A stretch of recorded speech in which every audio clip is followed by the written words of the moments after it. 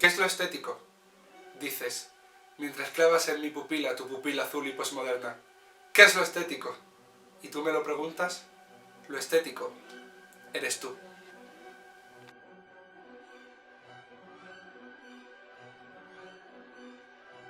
Ahora en serio, ¿qué es lo estético? ¿Es simplemente aquello que consideramos bello? Eso nos crea otra pregunta, ¿qué es lo bello? ¿Lo armónico y proporcionado? ¿Lo captamos a través de la inteligencia y los sentidos? ¿O hay un percibir sentimental que no todos poseemos?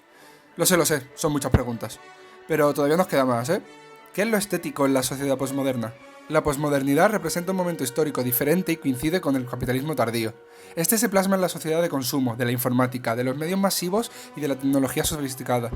El consumo masificado de objetos y de imágenes, la cultura hedonista, la presencia de valores permisivos y livianos y los modos de vida personales constituyen los rasgos distintivos de la posmodernidad. Probablemente ahora mismo te estén dando ganas de cerrar este vídeo, pero intenta aguantar un poco más que pronto empezamos a hablar de películas. El pensamiento posmoderno propone el fin de las grandes narrativas de progreso, la eliminación de las jerarquías verticales. Hay una trampa. El sentido de comunidad se ha desvirtuado en favor de un individualismo radical. El humano posmoderno duda de Dios, de la modernidad y de todas las estructuras y reglas. Pero al mismo tiempo se encuentra tan dividido, tan embelesado por el paraíso de la multiplicidad, que es incapaz de encontrar una fe, un fin que alcanzar. En suma, la cultura posmoderna representa las siguientes características. Una nueva cultura de la imagen, estética y simulacro. Emocionalidad basada en lo individual, hedonista y placentero.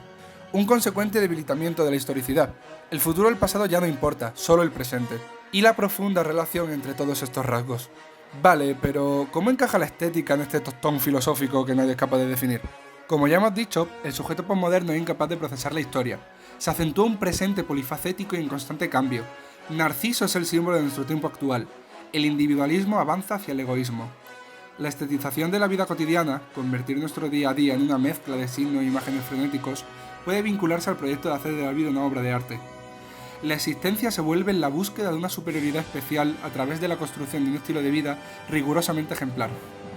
En el mundo posmoderno a nadie se le ocurriría la gilipollez de perder peso por sentirse bien con uno mismo. Se hace para lucir un envoltorio nuevo, el último modelo de abdominales que mostrar en internet. Somos escaparates con patas en exposición permanente. Vemos entonces que la estética ha reemplazado a la acción o al compromiso como pilares de nuestra identidad, la forma sobre el contenido. Pero, ¿cuál es la estética posmoderna? ¿Hay una siquiera? ¿Son varias? ¿Múltiples? ¿Miles de millones? Nos encontramos ante la falta de una dominante cultural.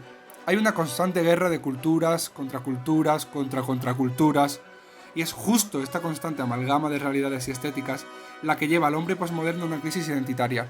La identidad ya no es un objeto patrimonial, heredado de padres a hijos, ha pasado a ser un objeto en permanente cambio y construcción.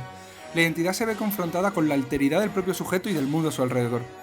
Y es justo alrededor de esta idea donde se construyen las películas sobre las que vamos a debatir y analizar. Sobre esta crisis de identidad, la estética como única forma de autorrealización, y cómo, a veces, dejar de lado el individualismo y lo estético da resultado. La gran belleza es una película italiana del 2013, dirigida por Paolo Sorrentino, un cineasta reconocido por incorporar en sus películas una estética cuidada y un componente existencial en la sociedad que recuerda a Fellini, y en este caso concreto a la Dolce Vita, ya que en ambas películas se presenta a la alta sociedad, una en los años 60 y otra en los años 2000, en la época de Berlusconi, viviendo a través de fiestas, superficialidades y apariencias, cuya forma de ser se basa en la actuación. Y un protagonista, en ambas dedicado a la escritura que, pese a poseer una sensibilidad diferente al resto y buscar una trascendencia mayor, finalmente se deja llevar por la corriente de la multitud y de su incapacidad de ir más allá. Jep Camardella es un hombre de 65 años que, durante su juventud, escribió su primer y único libro, titulado El aparato humano, que fue un éxito y considerado como una obra de calidad por sus allegados y público. Sin embargo, su capacidad de escritor y persona sensible se ve truncada por una vida llena de diversiones desapegadas, experiencias acumuladas y mínimo esfuerzo, que lo van alejando de esa aproximación a lo que realmente considera hermoso y profundo, esa gran belleza, haciéndole sentir insatisfecho, nostálgico y sin inspiración. Finalmente, en el libro que comienza a escribir al final de la película, habla contrariamente de un mundo repleto de frivolidades e inconsciencias, alegando que la belleza no puede estar en el mismo lugar que aquello.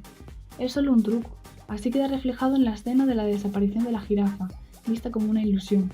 Se da cuenta de que forma parte del mundo material, corporal y desmerecido de tal divinidad, pero no del más allá, lugar donde sí podría sentir tal esplendor, por lo que su indagación en la belleza queda ahogada por su vida terrenal, donde solo le queda engañar a su eterna búsqueda por un engaño, una artificialidad que dé un sentido espiritual a la belleza a través del interior de sí mismo y su escritura.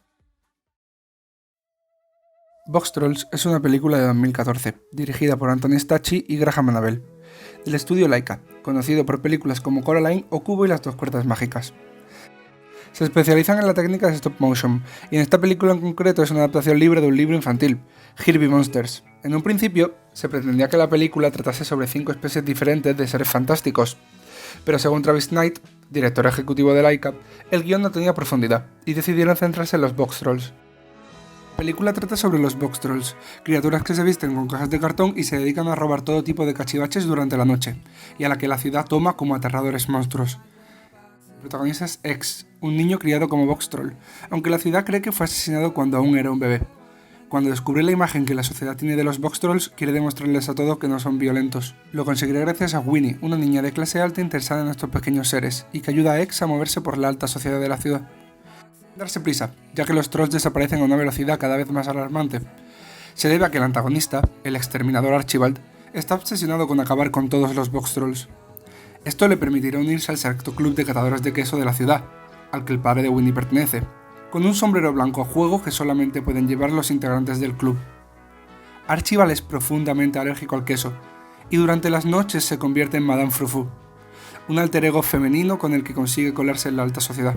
A lo largo de la película, X y Winnie intentarán rescatar a los Boxtrolls y salvarles de la extinción, mientras el exterminador intentará, por todos los medios, impedirlo, y así mantener la jerarquía que durante años lleva instaurándose en la ciudad. La narrativa de la película gira en torno a un conflicto racial alegórico. Propone un ellos contra nosotros, en el que la hipótesis es si realmente las personas no hacemos lo mismo que hacen los habitantes de Cheesebridge con los Boxtrolls. Lo demonizamos a otras razas, culturas o países. Además, si tenemos en cuenta su final, propone la colaboración entre diversas culturas en contraposición a un conflicto y demonización constante y sin fin. Propone encontrar puntos en común con aquellos que son diferentes a nosotros, en lugar de enfrentarnos a ellos. Journey es un juego del género Walking Simulator de 2012, de la compañía That Game Company, que desarrolló con Sony Computer Entertainment 3 juegos: Flow, Flower y Journey. Parte del concepto central está basado en una vivencia de Chris Bell, productor y diseñador de Journey, durante un viaje que realizó a Tokio, Japón. Bell manifestó haberse sentido desesperado después de extraviarse y verse incapaz de pedirle ayuda a alguien al no saber japonés. No obstante, una anciana lo ayudó a llegar a su destino después de mostrarle una fotografía, al sujetarle el brazo y guiarlo a través de ciertas calles de la ciudad. El productor confirmó que quería encontrar una forma de replicar en el juego esa fugaz amistad y vínculo que tuvo con esa mujer en Japón. Journey narra la travesía de un viajero que tiene que recorrer un gran desierto, comenzando en las dunas hasta llegar a la brillante hendidura en la cúspide de una montaña, mientras explora las ruinas de una antigua civilización.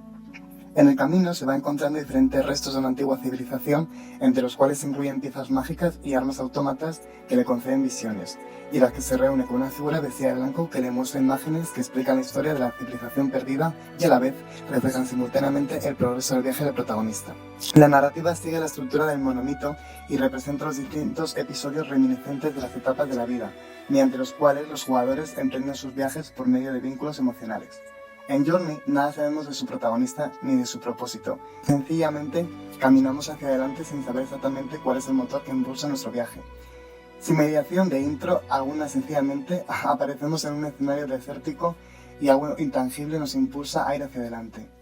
El mensaje que transmite el videojuego es la representación de la esperanza. Si algo con su planteamiento es paz, tranquilidad de saber que nunca podemos morir de una forma propiamente dicha durante la aventura. Al comienzo de la historia, se nos presenta a Roma como una ciudad mística, admirable y sublime, en un espacio veraniego, silencioso y en paz, y a un grupo de turistas que están observándola. A continuación, la noche comienza y, con ella, enormes fiestas, breves pero penetrantes miradas, relaciones surgidas y acabadas en el mismo instante, donde la imagen es lo más importante. Así se refleja, por ejemplo, en la escena de la cirugía plástica. ¿Has ido a ver a Casagrande? No, ni siquiera lo conozco, yo no... Me has traicionado, amor mío. Estamos realizando un camino y tú lo has interrumpido. un reflejo en las actitudes banales e ilusorias de la alta sociedad. La cámara nos muestra en un movimiento continuo esa historia repleta de personajes, muchos de ellos efímeros, pues solo es necesario un tiempo reducido para transmitir al espectador de qué forma son y hacerle descubrir nuevas historias sin parar, al mismo tiempo que, de vez en cuando, vuelve a la ciudad en sí misma, a los detalles, a la arquitectura y a la escultura clásicas de la naturaleza, como el cielo y el agua, dando en contraste una sensación de quietud y verdadera contemplación. En definitiva, su cuidado visual es de lo más relevante. La banda sonora también sigue esta disparidad, y el coro religioso contrasta notablemente con la reconocida música de fiesta. En cuanto a las influencias, la película recuerda el contexto de la creación del cine y la gran ciudad, donde un espacio muy amplio y repleto de movimiento era percibido a través de un flaneur o plaseante sin rumbo, yendo de la mano de ciertas evocaciones al neorrealismo italiano en su representación de la cotidianidad y detalles de la sociedad y la presencia de espacios exteriores naturales.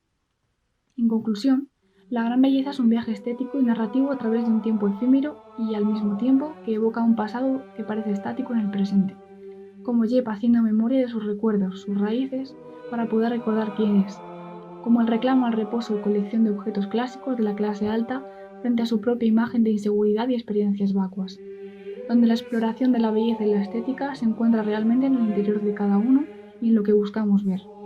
En el fondo, es solo un truco. Sí. Solo es un truco. Boxtrolls, al tratarse de una película de stop motion, se diferencia ya del resto de animación.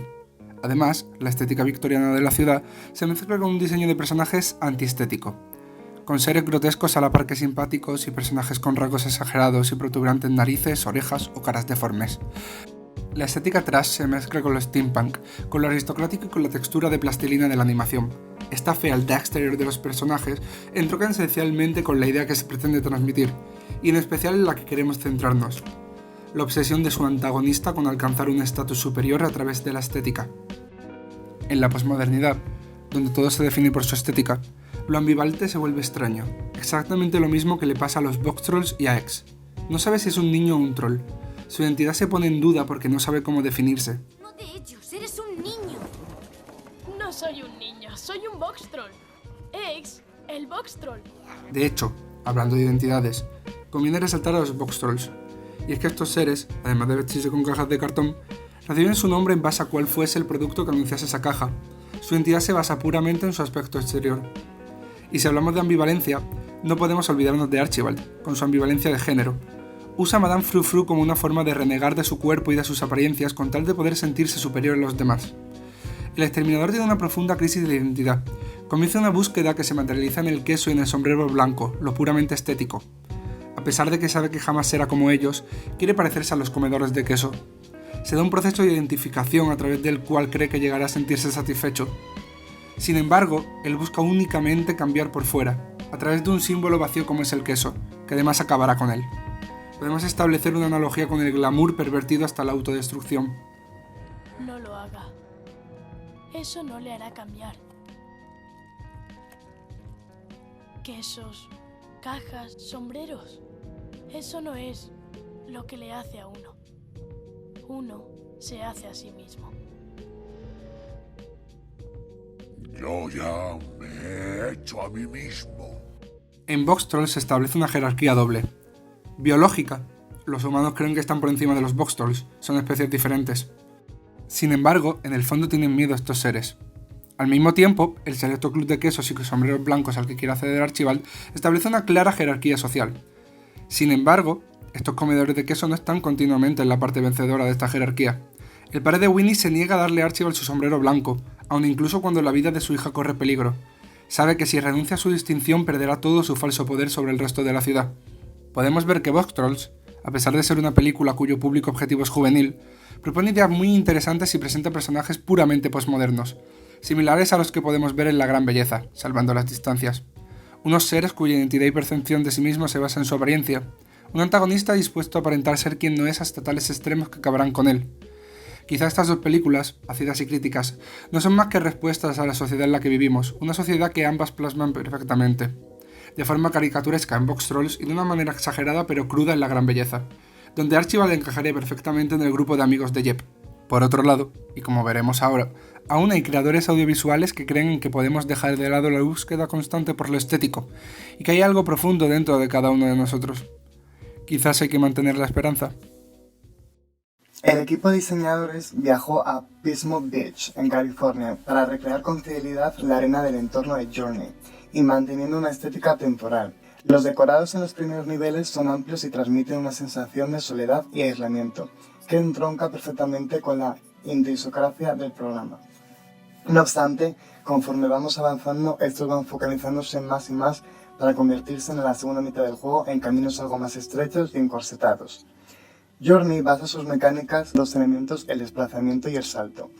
A lo largo de la aventura encontramos momentos que involucran otras opciones, como por ejemplo bajar por una ladera a toda velocidad mientras intentamos esquivar obstáculos, o simplemente evitar que seamos detectados por unos guardianes gigantes, que cuando nos impactan nos privan de las mejores en el salto, reiniciando nuestra bufanda a la forma casi básica. Otra de sus habilidades es la emisión de ruidos o notas musicales que se corresponden con la música de fondo, y cuya duración y volumen varían dependiendo del botón del mando que sea presionado. El jugador puede encontrarse en el transcurso del viaje con unos usuarios cuyos personajes son idénticos al protagonista, con la excepción de que unos símbolos impresos en sus túnicas son diferentes. Así se elimina cualquier prejuicio que pueda aparecer en otros juegos. No hay nombres, no hay voces y no podemos jugar a esta persona con sus apariencias ni basarnos en estereotipos. Solo vemos a alguien igual que nosotros en la misma travesía que estamos viviendo. Una vez que se aproximan entre sí, los jugadores pueden comunicarse solamente a través de sonidos y recargar automáticamente la magia de sus bufandas. En todo el juego no se pronuncia ni una sola palabra y la narrativa viene principalmente movida por los jeroglíficos premonitorios que nos muestran unos misteriosos personajes al final de cada nivel y que nos dan algunas pistas sobre cuál es el siguiente paso a dar. Al completar el juego, volver a jugar, te conviertes en un personaje blanco y puedes ayudar a otros jugadores, siendo como un dios para haber completado el viaje. Te conviertes en un ángel de la guardia, que ayuda a facilitar la travesía a otros jugadores. Tu cambio externo significa a la vez un cambio interno. Ya has completado la nueva aventura y sabes que hay al final de ella, y eres capaz de usar ese conocimiento para ayudar a otros. En definitiva, acabamos de ver diversos ejemplos de cómo el posmodernismo no influye solo en nuestra vida cotidiana ni en el pensamiento individual, sino de cómo su presencia impregna diversos productos culturales, desde películas analíticas hasta el cine de animación, consiguiendo construir un poderoso mensaje y un increíble comentario en los problemas de nuestra sociedad. Puede surgir en forma de crítica, plasmado en personajes surrealistas, propios del dadaísmo posmoderno, que no son más que un espejo en el que se reflejan las crisis de identidad que sufre el individuo, sumido en el tío vivo de la posmodernidad.